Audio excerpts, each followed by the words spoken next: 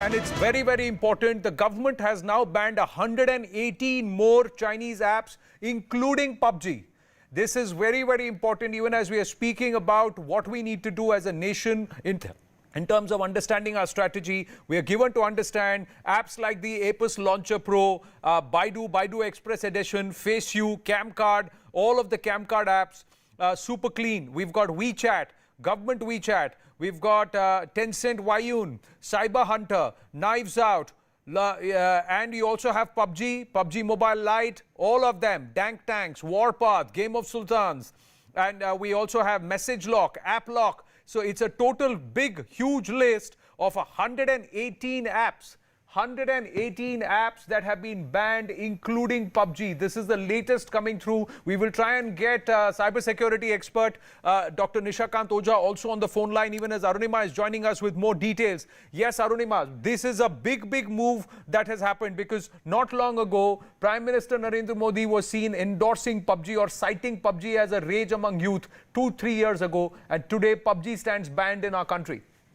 Yes, a lot of water has flown down the Galwan Valley since then, Anand. TikTok was also something for which their contribution to Prime Minister's fund had received thumbs up from cabinet ministers. But then since then, situation has changed. The charge against these Chinese apps is that they are not only misusing the data that Indian users are giving them, but also sharing this data with Chinese intelligence agencies. So given the situation along the line of actual control, given the kind of tension that India and China are seeing, government is not willing to take any risk. That perhaps answers your question about the Prime Minister giving the thumbs up to PUBG earlier. Now coming back to which are these apps which have received the red signal from the government, about 118 of them, you named the big player, PUBG there, but there are also in this, I'm just reading them out, there is Camcard, which is a business card reader.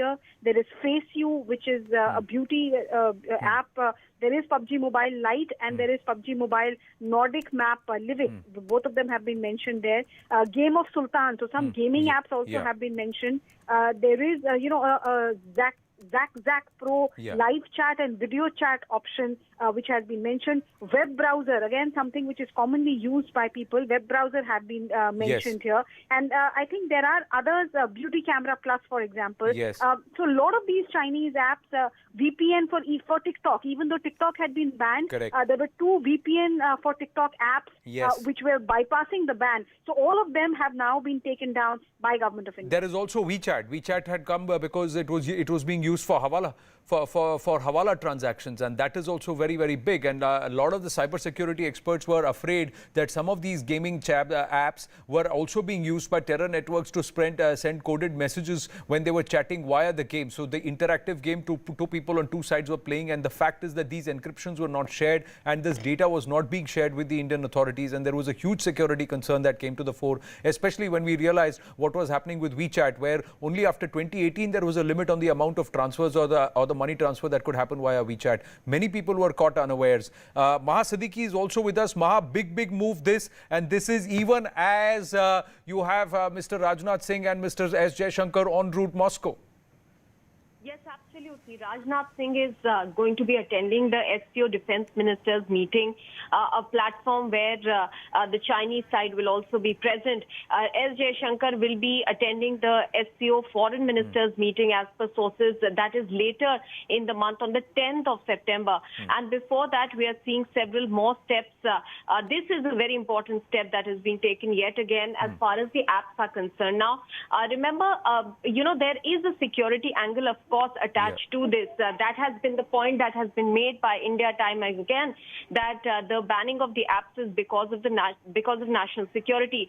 America has also been raising concerns with regard to the technology and apps from the Chinese side, primarily because they believe that many of these companies operating in China have an understanding with the Chinese Communist Party to share the data with them. So where is the data of the user going, the end destination, is a very important factor here. But apart from the security angle, this also hits on a very important aspect of their business as well. Right. We did know that, the Global Times, which is virtually works like a mouthpiece of the Chinese government, had put out the losses that were being suffered by TikTok's parent company, ByteDance, just by the ban that India had imposed.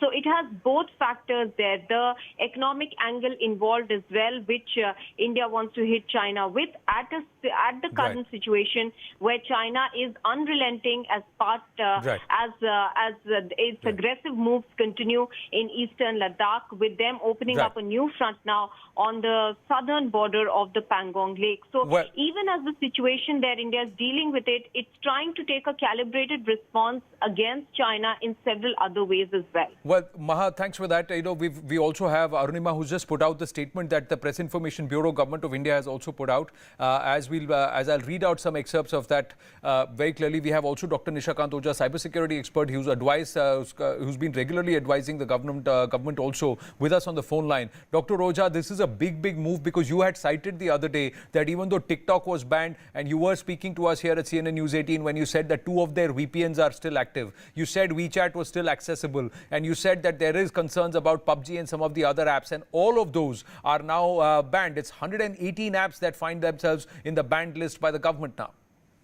Yeah, exactly, Anand. It's a serious concern. And you know what is the thing that which is if you go into the modus operandi of these applications which had been penetrated by the China,